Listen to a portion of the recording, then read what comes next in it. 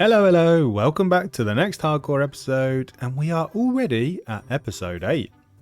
And today we have absolutely massive plans. This might be the end of the series today, because we have something very big happening at the end of the episode. Yes, enough of the absolutely hilarious wordplay. Today we are finally going to head off and fight the dragon.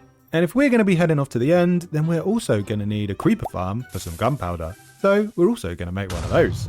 Now, I know most of you are probably thinking, oh, the dragon's not even that hard. But the thing is, I've never fought the dragon in hardcore, which kind of makes sense seeing as this was the first time I played hardcore. And whilst I do have experience of fighting the dragon, that experience is not filled with great success. So that's why in the last episode we got ourselves some shiny purple netherite and also transformed this village over this side of the river into a beautiful trading town with all the villagers we need for gearing up our tools and armor trapped inside these houses. They are not here against their will, okay? So the first job is to head off and do a spot of book shopping. Guys, what happened to you?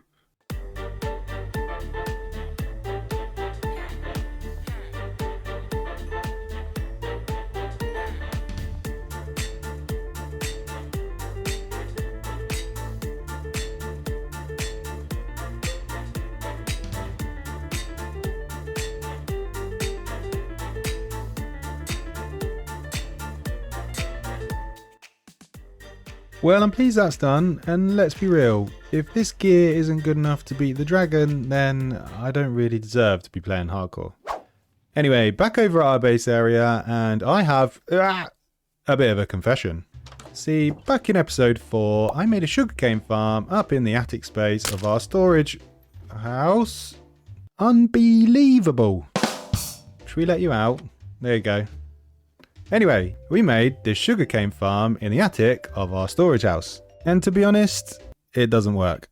Now, in the whole 642 days of this world, it's managed to accumulate 12 sugarcane because they just don't fall into the hoppers. So we're going to need to improve that, and like I said at the start of the episode, we really need a gunpowder farm because I've only got 45 gunpowder, and that isn't going to last us very long if we do manage to defeat that big bad dragon and get some wings. So if we head back outside, we've got a big old space right next to our storage house over here. So I'm thinking we're going to build a big creeper farm under the ground here, and with a big house on top, and inside we can have a brand new sugarcane farm that actually works. And yes, I'm fully aware that I'm going to have to dig a massive hole and light a whole bunch of caves up, but I want to build another house. I'm sure I will regret this. So I'm going to build this farm from Chapman, and if you want to know how to build it, check out his video, or alternatively, I'm going to build it in the space of about 7 seconds, so I guess you could slow this quick time lapse down super slow and try and copy it block for block.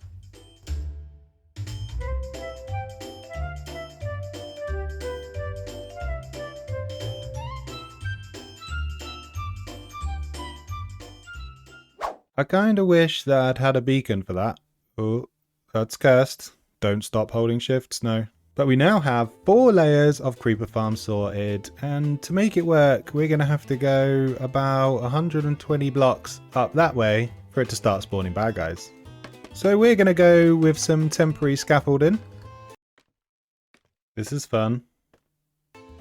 Hey, we've reached the top, and while we're up here, I'm going to quickly go into FreeCam and just check whether this thing is actually spawning creepers. Here we go. Ooh, that's weird. The moment of truth. Let's dive all the way right down. Oh, there's one. Let's see if we get any more. Ah, there we go. That's better. Nice. Here we go. Here they come.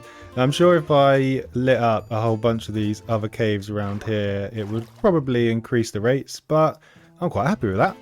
Now, obviously, I'm going to have to make a slightly more permanent and safer AFK area than that, but at least for now, we know we're going to have a really good supply of gunpowder.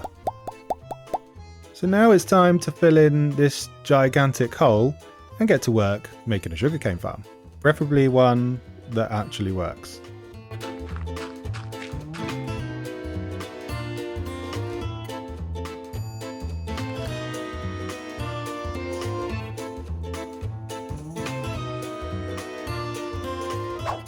And now that the farm's done, it's time for a new little section that I like to call Average Redstone with Average Snow. Teach you all the things that you need to know. Yep, so basically I am very much not a redstoner, but we all need a bit of redstone from time to time. So I'm going to attempt to explain to you how the redstone in this farm works. Most likely, incorrectly. Disclaimer, please note that Average Snow is not a redstoner and his redstone skills are very poor. To ensure you don't make the same mistakes that he makes, then it is highly recommended that you pay no attention to the following clip. So basically over here we've got the happy faces staring at the sugarcane, and when it changes the block slightly, the signal goes down the red dusty stuff and makes the pushy out things attack the sugarcane. And then down here this thing is whizzing round and picking it all up and brings it over to this collection system. And because of some clever magic with this thingamajig reading the contents that drop into the hopper, it waits here to drop off all the stuff and then goes back round all again to give it another go. And that was Average Redstone with Average Snow. Average Redstone with Average Snow. Teach you all the things that you need to know. So now the farms are both in, done and working, it's time to build something beautiful on top of it. And before we do that, we're going to need to gather some materials, which will be super fun, ovs.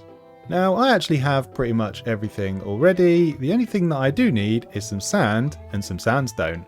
And I know a fun way to grab that.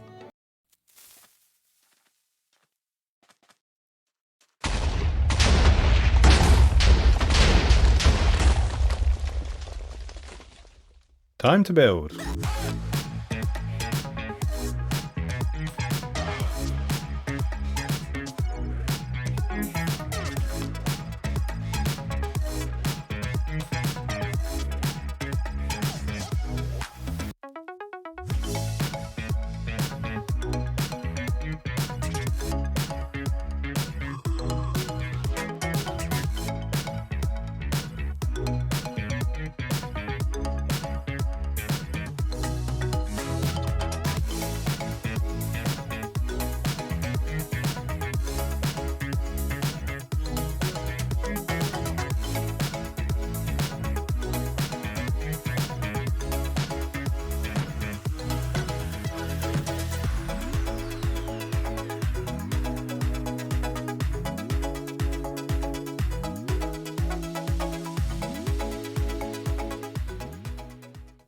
And the house is done, and I think that's one way to make a creeper farm and a sugarcane farm look a little bit better.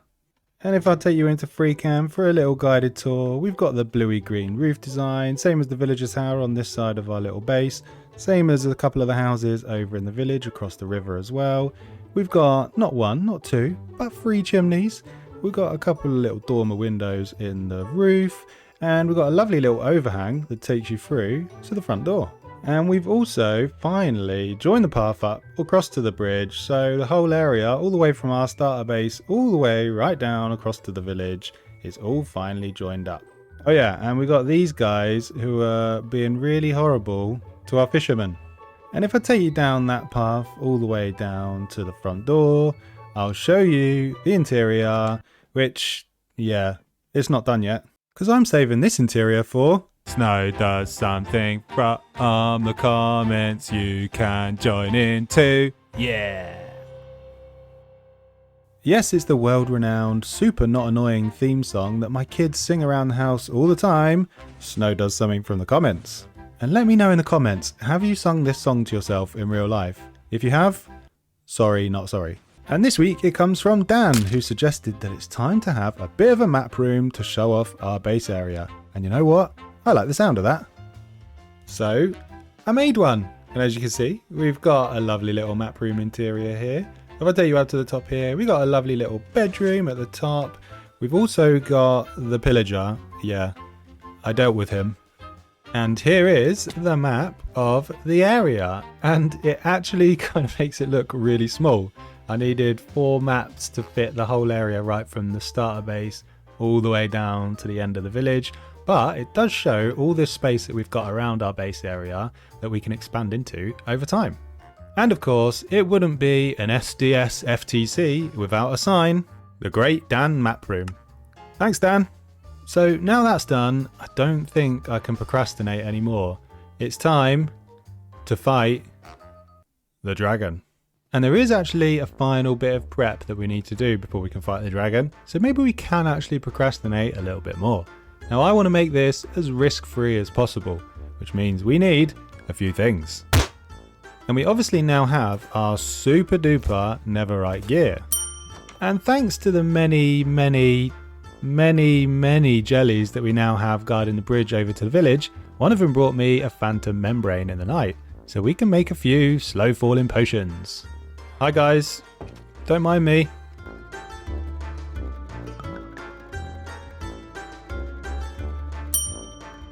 And lastly, we're obviously going to need some Eye of Enders to not only find the stronghold, but to fix the end portal. And we've got the blaze rods or the blaze powder, but looks like we're missing one final thing. Let's sort that.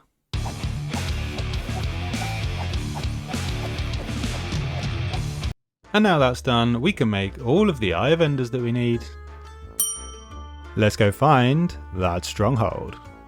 Alrighty, let's throw this first one and see where it goes. Seems we're going in that direction. You're really gonna make me climb up there and grab you?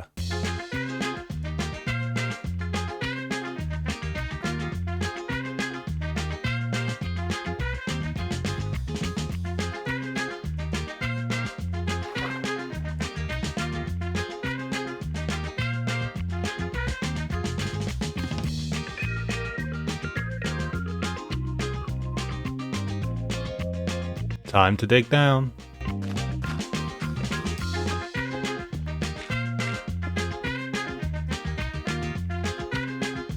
Oh, there it is. We found it. Oh, we're going straight into the library. I need to focus, but it's going to take everything I've got not to try and get all these bookshelves for decorations. Let's go find that portal room.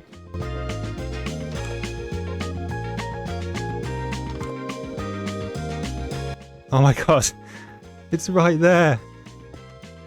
That is unbelievable. Alright, let's break that quickly. Ow! Oi! Now that would be embarrassing if we died to a silverfish before we actually got into the end. Right, let's get rid of that. And we will make a little portal. And I think we might be ready to put some of these Eye of Enders into the portal frame.